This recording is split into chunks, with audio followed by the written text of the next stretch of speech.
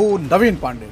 News now में आज सबसे पहले बात जम्मू कश्मीर में बीजेपी द्वारा जारी की गई प्रत्याशियों की लिस्ट की, जिसमें हम आपको बताएंगे आखिर क्यों बीजेपी को पहली बार अपनी लिस्ट को वापस लेना पड़ा। वहीं दूसरे सेगमेंट में आप बात करेंगे खेल जगत की, जिसमें आपको बताएंगे शिखर धवन ने अंतर्राष्ट्रीय खेल जगत और आईपीएल के बाद कौन सी लीग में हिस्सा लेने का फैसला किया है। और आखिर सेगमेंट में बात करेंगे देश भर में चल रही कृष्ण जन्माष्टमी की धूम की। तो चलिए बिना किसी देरी के शुरू करते हैं न्यूज नाउ। जम्मू कश्मीर विधानसभा चुनाव के लिए बीजेपी ने लिस्ट जारी की थी। इसमें 15 उम्मीदवारों के नाम बाद में निकाले गए। पहले 44 उम्मीदवारों के नाम थे और उस पर बवाल खड़ा हो गया था। दूसरी लिस्ट में एक नाम बाद में जारी किया गया, 16 नाम जारी किए गए। भाजपा ने पहली बार सूची वापस ली है। इसका कारण क्या है? भाजपा के बड़े नेता नाराज हो गए थे इससे। लिस्ट जारी करने के बाद से पार्टी कार्यकर्ताओं में नाराजगी साफ नजर आ रही थी। जम्मू कार्यालय में हंगामा हुआ था। उम्मीदवारी की सूची में जिन नेताओं के नाम का ऐलान किया गया उनमें जम्मू के बीजेपी कार्यकर्ता खुश नहीं थे और इसी के चलते बीजेपी कार्यकर्ताओं ने प्रदेश अध्यक्ष कार्यालय में हंगामा किया। देखिए हमारी खास रिपोर्ट।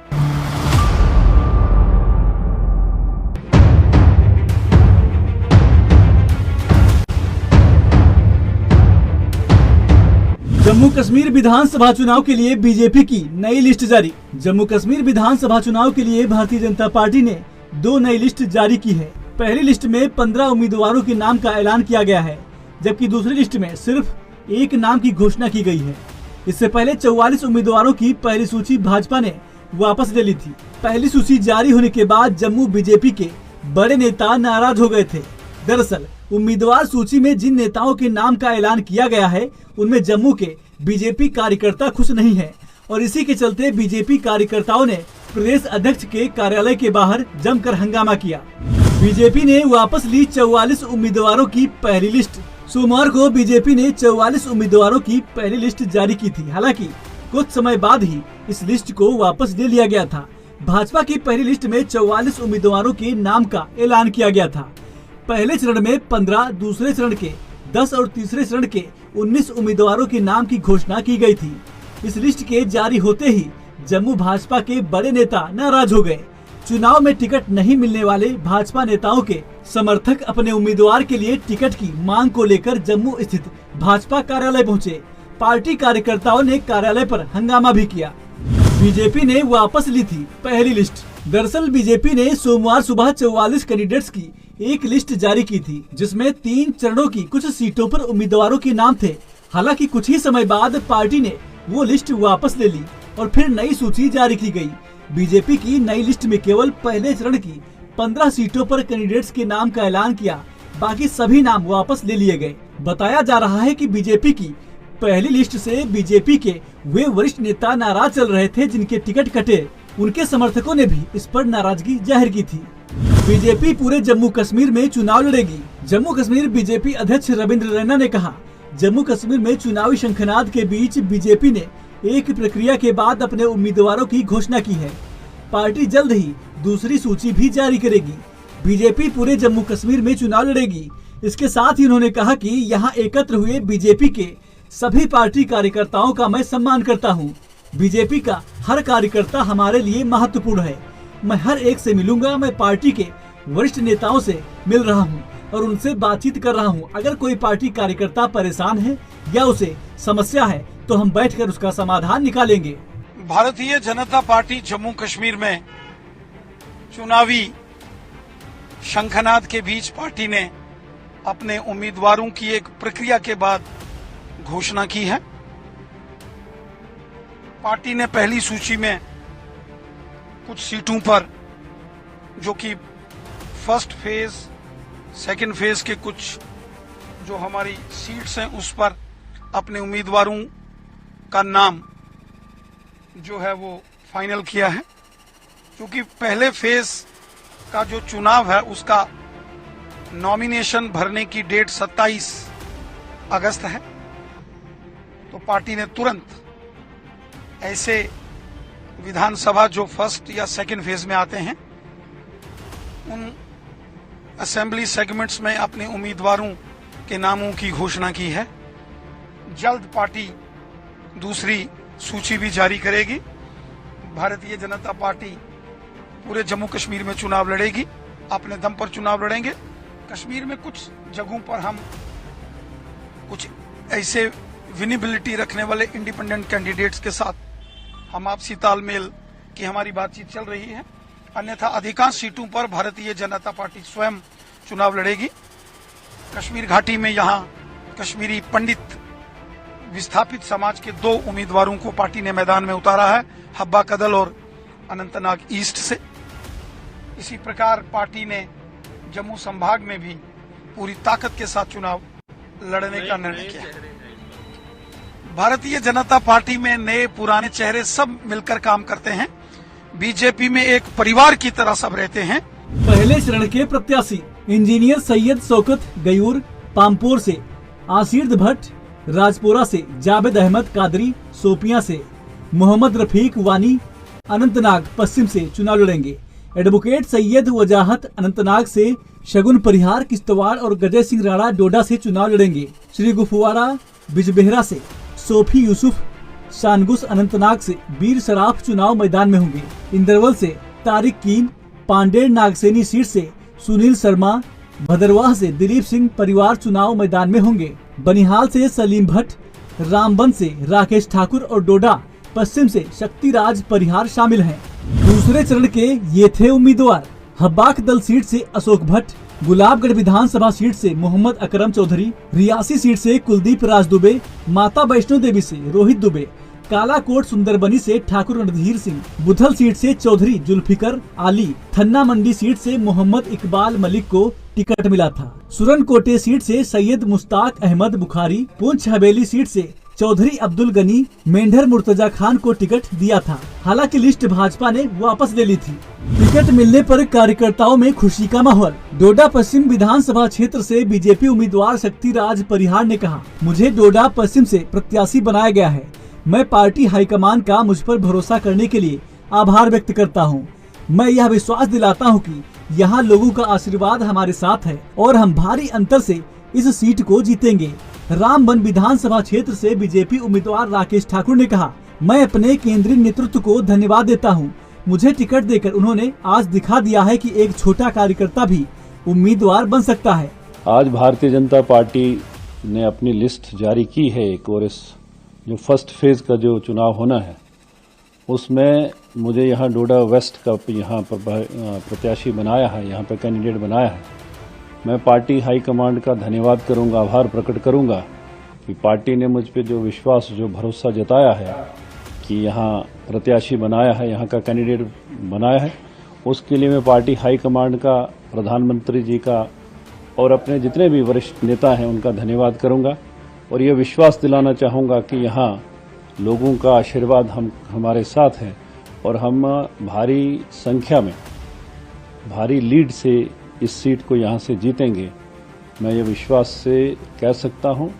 यहाँ के कार्यकर्ता हमारे जो ऑलरेडी लगे हैं यहाँ पे 24/7 भारतीय जनता पार्टी काम करती है और ये 2014 के बाद आज 10 साल के बाद 24 में ये चुनाव हो रहा है। लोग काफ़ी एक्टिवली इन्वॉल्व हुए हैं उसमें कि हमको भारतीय जनता पार्टी को सपोर्ट करना है और मैं जो देख रहा हूँ इस जिला में, डोडा डिस्ट्रिक्ट में, यहाँ की 3 सीटें, वो डोडा हो, डोडा वेस्ट हो या भद्रवाह हो, तीनों पे भारतीय जनता पार्टी यहाँ से जीतेगी, ये मैं विश्वास से कह सकता हूँ।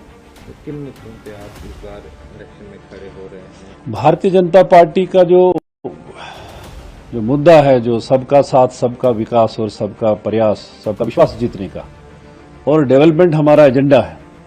जहाँ तक डोडा इस चुनाव बेल्ट की बात है, मैंने पहले भी ये कहा है यहाँ पे, जब 14 में भी मैं यहाँ एमएलए विधायक बना था, कि हमारी जो प्रायोरिटी यहाँ पे होगी कि यहाँ हिंदू मुस्लिम भाईचारा हमारा मजबूत रहे और विकास डेवलपमेंट की राजनीति हम यहाँ करें। मैं अपने केंद्र नेतृत्व का, नरेंद्र मोदी जी का, अमित शाह जी का, जेपी नड्डा साहब का धन्यवाद करना चाहता हूँ।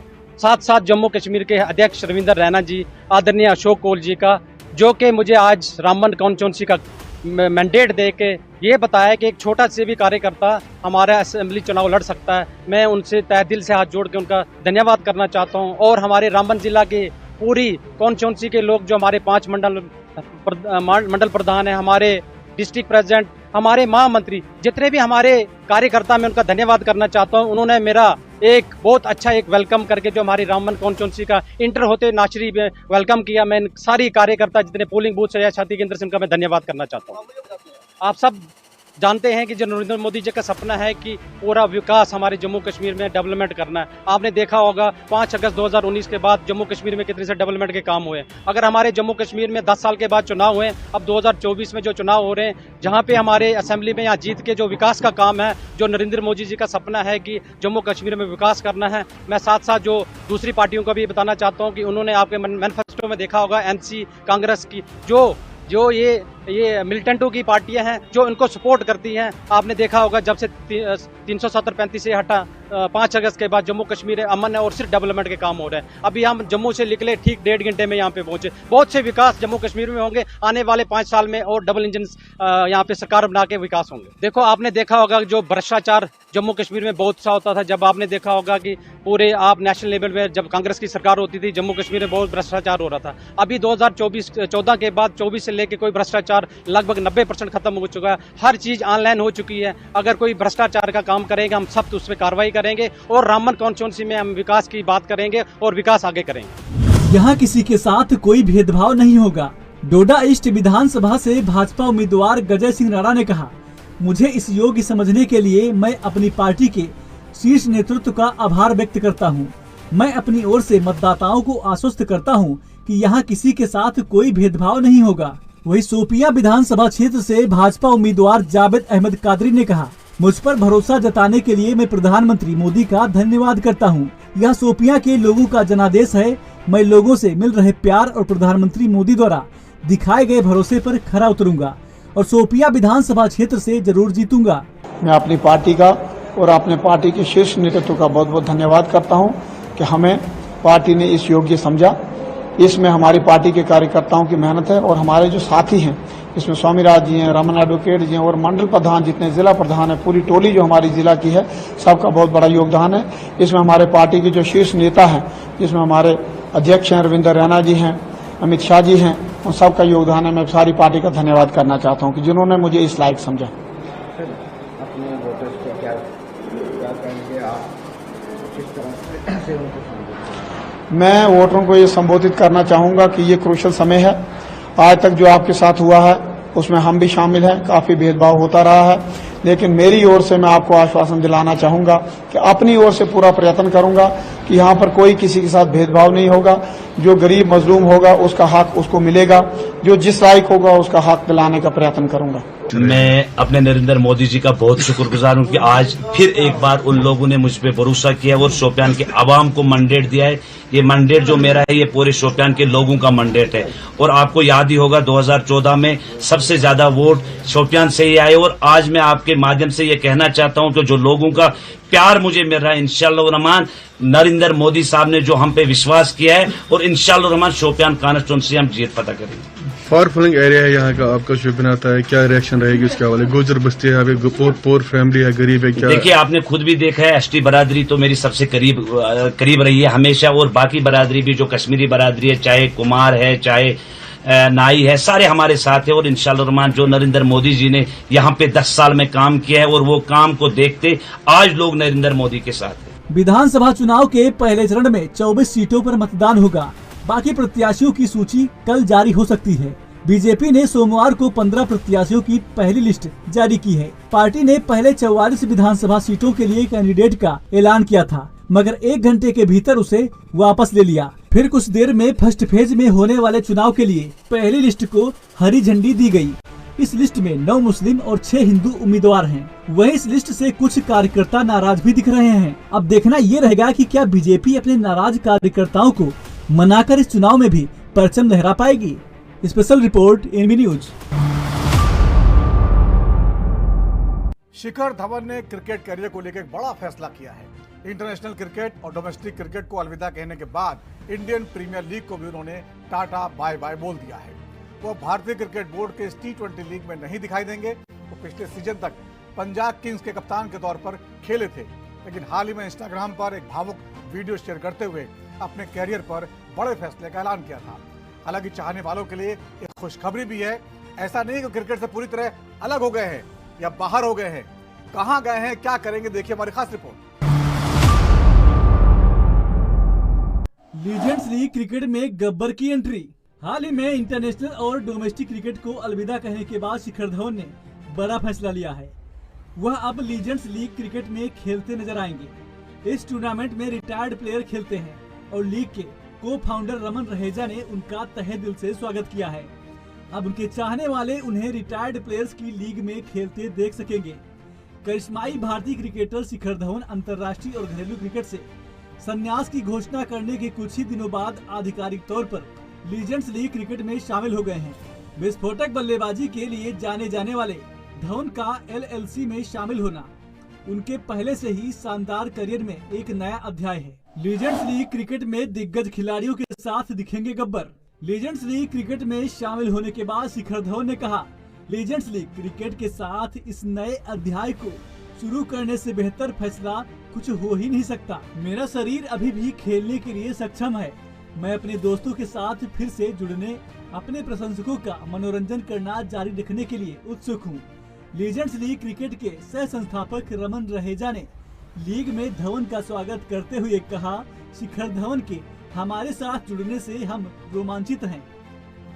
उनका अनुभव और प्रतिभा निस्संदेह टूर्नामेंट के रोमांच को बढ़ाएगी और फैंस का मनोरंजन करेगी। हम उन्हें अन्य क्रिकेट दिग्गजों के साथ एक्शन में देखने के लिए उत्सुक हैं। इससे दिग्गज क्रिकेटरों के लिए दूसरी पारी के रूप में हमारी स्थिति और मजबूत होगी। शिखर धवन के वो 3 बड़े सपने जो अधूरे रह गए। शानदार करियर के बावजूद जिंदगी भर रहेगा मलाल। शिखर धवन को महेंद्र सिंह धोनी की कप्तानी में पहली बार भारतीय टीम में जगह मिली। इसके बाद टीम की कमान विराट कोहली ने संभाली। रोहित शर्मा की कप्तानी में भी शिखर धवन ने अपना जौहर दिखाया, लेकिन खुद कभी उन्हें फुल टाइम कैप्टेंसी नहीं मिली, जबकि उनके पास IPL में कप्तानी का लंबा अनुभव था। गब्बर को जून 2021 में श्रीलंका दौरे के लिए भारतीय वनडे और T20 टीम की कप्तानी सौंपी गई थी। युवा खिलाड़ियों से सजी इस टीम में कई सीनियर प्लेयर नहीं थे, लेकिन ये जिम्मेदारी अस्थायी थी। हर खिलाड़ी का सपना होता है कि वह अपने कैरियर की शुरुआत और अंत धमाकेदार अंदाज में करे। जब आए तब दुनिया उनका नाम याद कर ले, जब करियर का अंत करे तो पूरा स्टेडियम उनके नाम से गूंजने लगे। मगर युवराज सिंह, वीरेंद्र सहवाग, हरभजन सिंह, राहुल द्रविड़ सरीखे दिग्गजों की तरह शिखर धवन को भी रिटायरमेंट मैच खेलने का नसीब नहीं मिला। मैदान से सम्मानजनक विदाई नहीं मिली। गब्बर को बल्ले के साथ देखने के लिए फैंस बेसब्र। रिटायरमेंट के बाद लीजेंड्स लीग क्रिकेट के Aaron Finch, Martin Guptill, Irfan Pathan, मौजूदा हेड कोच गौतम गंभीर, श्रीसंत सुरेश रैना, यूसुफ पठान और हासिम अमला जैसे धाकड़ खिलाड़ी इस टूर्नामेंट में खेल चुके हैं। लीजेंड्स लीग क्रिकेट सितंबर 2024 में अपना अगला सीजन शुरू करने के लिए तैयार है, जिसमें रिटायर्ड क्रिकेट के महान खिलाड़ी रोमांचक मैचों की एक सीरीज में प्रतिस्पर्धा करेंगे। धवन की भागीदारी से काफी ध्यान आकर्षित होने की उम्मीद है, क्योंकि प्रशंसक फिर से मैदान पर उनकी बैटिंग को देखने के लिए बेसब्र हो रहे हैं। इंडियन प्रीमियर लीग को लेकर भारतीय क्रिकेट कंट्रोल बोर्ड का सीधा सा नियम यह है कि अगर कोई भारतीय खिलाड़ी किसी और लीग में खेलता है तो वह इंडियन प्रीमियर लीग में नहीं खेल पाएगा। इस तरह से शिखर धवन LLC में जाते ही IPL के लिए अयोग्य हो जाएंगे। यही वजह है कि ढेरों ऐसे भारतीय खिलाड़ी हैं जो दुनिया भर की लीगों में खेलते हैं, लेकिन वापस IPL नहीं खेल पाते हैं। Sports desk, NB news. और आज देश भर में कृष्ण जन्माष्टमी की धूम है। बड़े धूमधाम के साथ पूरे देश में पर्व मनाया जा रहा है। इस दौरान पूरे दिन भर बधाइयों का दौर जारी है। इस बीच राष्ट्रपति द्रौपदी मुर्मू और प्रधानमंत्री समेत कई दिग्गज नेताओं ने देशवासियों को जन्माष्टमी की बधाई दी है। बता दें, प्रधानमंत्री मोदी ने अपने सोशल मीडिया अकाउंट X पर देशवासियों को जन्माष्टमी की बधाई दी। इसके साथ ही देश भर में श्री कृष्ण के हर बंदे को सजाया गया है और जगह जगह झांकियां लगी हैं। देखिए हमारी खास रिपोर्ट।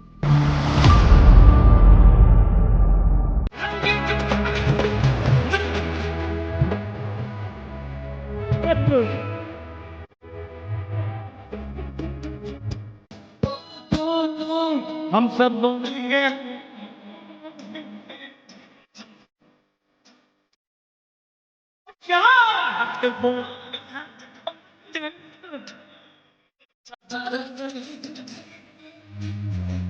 देश भर में कृष्ण जन्माष्टमी की धूम। देश भर में कृष्ण जन्माष्टमी आज धूमधाम से मनाई गई। देश के विभिन्न मंदिरों में खास तैयारियां की गयी और सुबह से ही भक्त मंदिर में कृष्ण भगवान के दर्शन करने के लिए पहुंच रहे थे। भगवान कृष्ण की जन्मस्थली मथुरा और वृंदावन में जन्माष्टमी की भव्य तैयारियां भी की गई थी। इसके साथ ही जगह जगह भव्य आयोजन किए गए थे। इसी बीच पूरे दिन देश के दिग्गज नेताओं का देशवासियों के लिए बधाई का दौर भी जारी रहा। राष्ट्रपति द्रौपदी मुर्मू ने दी देशवासियों को बधाई।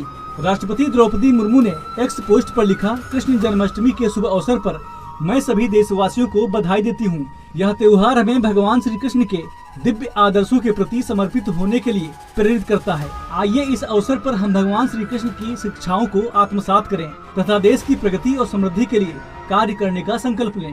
पीएम मोदी ने दी जन्माष्टमी की शुभकामनाएं। आप सभी को जन्माष्टमी की अनंत शुभकामनाएं। जय श्री कृष्ण। अमित शाह ने भी दी कृष्ण जन्माष्टमी की बधाई। केंद्रीय गृह मंत्री अमित शाह ने जन्माष्टमी की बधाई देते हुए कहा, समस्त देशवासियों को श्री कृष्ण जन्माष्टमी के पावन पर्व की हार्दिक शुभकामनाएं। इस अवसर पर मैं प्रभु से सभी के सुख समृद्धि और निरंतर उन्नति की कामना करता हूं। भगवान श्री कृष्ण की कृपा आप सभी पर बनी रहे। उपराष्ट्रपति जगदीप धनखड़ ने जन्माष्टमी की बधाई दी। उपराष्ट्रपति जगदीप धनखड़ ने कहा, जन्माष्टमी के पावन अवसर पर हार्दिक शुभकामनाएं। भगवान कृष्ण के जन्म दिवस पर जो दिव्य प्रेम, ज्ञान और धार्मिकता के प्रतीक हैं, जन्माष्टमी का दिन आध्यात्मिक दृष्टि से अत्यंत महत्वपूर्ण है। इस पावन दिन को मनाते हुए आइए हम भगवान कृष्ण की शाश्वत शिक्षाओं पर विचार करें और उनके अनुसार जीवन जीने का प्रयास करें, जिससे हमारे समाज में एकता, शांति और सद्भाव को बढ़ावा मिले। राजनाथ सिंह ने की सभी देशवासियों के सुख समृद्धि की प्रार्थना। रक्षा मंत्री राजनाथ सिंह ने देशवासियों के उत्तम स्वास्थ्य की कामना करते हुए लिखा, श्री कृष्ण जन्माष्टमी के पावन पर्व की आप सभी को हार्दिक शुभकामनाएं। मैं आप सभी के सुख समृद्धि और उत्तम स्वास्थ्य की भगवान कृष्ण से प्रार्थना करता हूं। राहुल गांधी ने भी दी देशवासियों को जन्माष्टमी की शुभकामनाएं। लोकसभा में नेता प्रतिपक्ष राहुल गांधी ने भी देशवासियों को जन्माष्टमी की शुभकामनाएं दी। उन्होंने कहा, सभी को श्री कृष्ण जन्माष्टमी की हार्दिक शुभकामनाएं एवं बधाई। आशा करता हूं कि हर्ष और उल्लास का यह पर्व आप सभी के जीवन को नई उमंग एवं उत्साह से भर दे। भुवन मोहन कन्हैया चराचर जगत का कल्याण करें। सीएम योगी आदित्यनाथ ने सोशल मीडिया मंच एक्स पर अपने संदेश में कहा, जय कन्हैया लाल की। कृपा सिंधु श्री बांके बिहारी जी के पावन अवतरण दिवस श्री कृष्ण जन्माष्टमी की सभी श्रद्धालुओं व प्रदेश वासियों को हार्दिक बधाई एवं शुभकामनाएं। इसी पोस्ट में योगी ने कहा, धर्म की स्थापना करने वाले एवं अधर्म, अन्याय तथा अत्याचार को समाप्त करने वाले संपूर्ण जगत के पालनहार यशोदानंदन भुवन मोहन कन्हैया चराचर जगत का कल्याण करें, यही कामना है। जय श्री कृष्ण। इस धराधाम पर अवतरित होकर के धर्म, सत्य और न्याय की स्थापना का कार्य त्रेता द्वापर युग में पूर्ण करके हम सबके सामने श्रीमद् भगवत गीता के अपने उन शाश्वत मंत्रों के माध्यम से एक नई संजीवनी दी है। आज जन्माष्टमी के इस पावन अवसर पर आप सभी श्रद्धालुजन यहां पर दर्शनार्थ आए हैं। मैं उत्तर प्रदेश सरकार और उत्तर प्रदेश की जनता जनार्दन की ओर से आप सबका हृदय से अभिनंदन करता हूं। आप सबका मैं स्वागत करता हूं।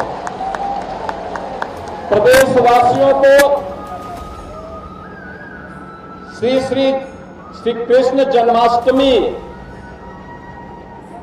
की हृदय से बधाई देता हूं और प्रभु से यही कामना करता हूं, सुख और समृद्धि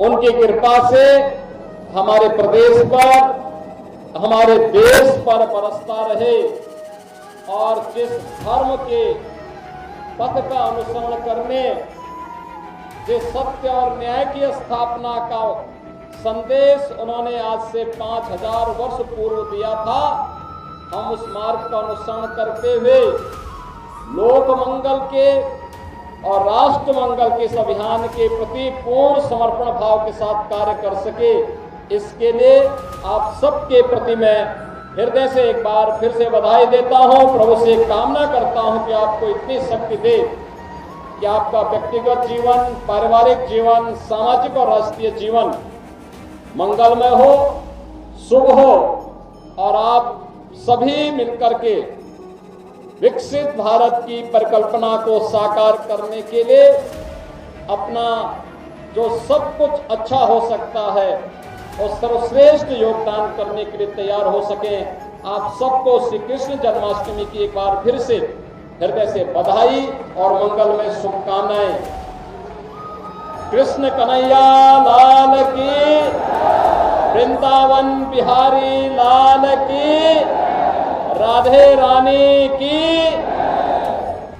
सीएम मोहन यादव ने दी कृष्ण जन्माष्टमी की शुभकामनाएं। मध्य प्रदेश के मुख्यमंत्री मोहन यादव ने कहा, कृष्ण जन्माष्टमी के अवसर पर मेरी ओर से पूरे देशवासियों को बधाई। भगवान कृष्ण का पूरा जीवन हमारे लिए अनुकरणीय है। जीवन में किसी से घबराना नहीं है, सदैव धर्म मार्ग पर चलना है। पूरे प्रदेशवासियों को, देशवासियों को बधाई, मंगल कामना। मंगल तिथियों के आधारित ये जन्माष्टमी हम सबके लिए जीवन में मंगल ही मंगल करे। जाने अनजाने हमारे मुंह से शुभकामना निकलती है।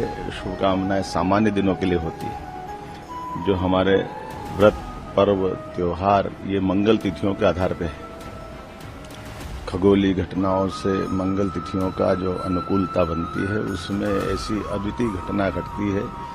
जैसे आज रोहिणी नक्षत्र है और अष्टमी तिथि भाद्रपद की, ऐसे में 12 बजे भगवान का प्राकट्य, ये अलौकिक घटना 5100 साल पहले हुई।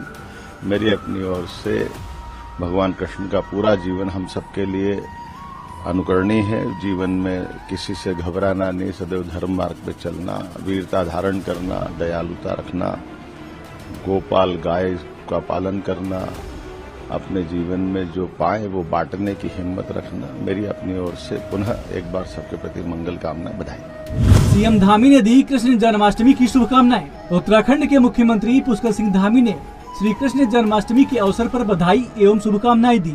मुख्यमंत्री ने कहा, मैं कामना करता हूं कि समस्त जगत के उद्धारक भगवान श्री कृष्ण का आशीर्वाद सदैव सभी पर बना रहे। नमस्कार, आप सभी को श्री कृष्ण जन्माष्टमी के पावन पर्व की हार्दिक शुभकामनाएं। संसार को मानवता, धर्म और ज्ञान की राह दिखाने वाले श्रीमद् भगवद गीता के उद्बोधक भगवान श्री कृष्ण का जीवन हमें मन, वचन, कर्म से शील और सदाचार के मार्ग पर चलने का संदेश देता है। जन्माष्टमी का यह पावन पर्व आपके जीवन में सुख, शांति और समृद्धि लेकर आए, ऐसी मेरी भगवान श्री कृष्ण से प्रार्थना है। एक बार पुनः आप सभी को श्री कृष्ण जन्माष्टमी की अनेकों शुभकामनाएं। अखिलेश यादव ने दी कृष्ण जन्माष्टमी की शुभकामनाएं। समाजवादी पार्टी प्रमुख अखिलेश यादव ने कहा, मैं सभी को श्री कृष्ण जन्माष्टमी की बधाई देता हूं। पूरे देश के लोग इसे खुशी से मनाते हैं। पूरी दुनिया में लोग इसे हर्षोल्लास के साथ मनाते हैं। मैं सबसे पहले कृष्ण जन्माष्टमी की सभी को बधाई और शुभकामनाएं देता हूं। बहुत खुशी से पूरे देश के लोग इसको मनाते हैं और दुनिया में ये त्यौहार की तरह पूरे खुशी के साथ मनाया जाता है। जन्माष्टमी ऐसा त्यौहार है, बहुत दिनों तक लोग इंतज़ार करते हैं कि जन्माष्टमी कब आएगी। भगवान कृष्ण को मानने वाले पूरे दुनिया में लोग हैं जो आज का त्यौहार बड़ी खुशी और हर्षोल्लास के साथ मनाते हैं। यह पर्व धर्म के शाश्वत मूल्यों को उजागर करते हुए अच्छाई की बुराई पर विजय का संदेश देता है और हमें इस मार्ग पर जीवन जीने के महत्व का एहसास देता है। जन्माष्टमी के इस पावन अवसर पर भगवान श्री कृष्ण के उपदेशों पर चिंतन कर उनके अनुरूप जीवन जीने का प्रयास करें, जिससे हमारे समाज में एकता, शांति और सद्भाव का वास हो। आइए इस दिव्य अवसर पर हम नीति परायणता के मार्ग को अपनाएं और सभी के कल्याण को समर्पित होकर काम करने का संकल्प लें। Special report NB news. और न्यूज नाउ में आज इतना ही। वक्त छोटे से ब्रेक का है। ब्रेक के बाद भी खबरों का सिलसिला जारी रहेगा।